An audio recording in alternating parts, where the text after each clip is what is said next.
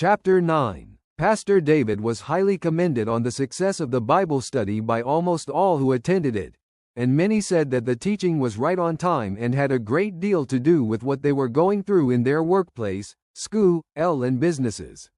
They all agreed that God must have really spoken to him. He spent the night praying and asking God for a blueprint on what the format of the Bible study should be like henceforth. He remembered one of the elders telling him that he could not believe their church had suddenly become small in just one night. They would have to wait and see what the next week would be to make a decision on what to do.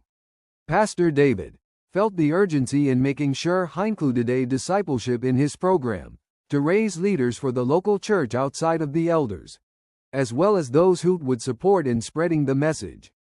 He did not know what was ahead, but he sure knew he needed to be prepared. When he announced that the message was recorded, he saw the joy with which they reacted to it, and immediately some of them began to place orders. He was brought to tears when Becky came with the announcement the following day that she was going to volunteer her service to the church and ministry. Pastor David saw it as a sign from God to send him help in the face of the enormous task ahead.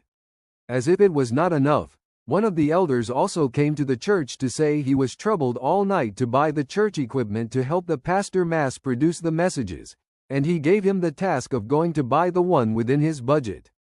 Pastor David had never seen God respond so swiftly since he started his ministry, but then he remembered the scripture that said, "In the days of his power, the people shall be willing, indeed, this is the days of his power," he said as he locked the office door to spend more time in God's presence.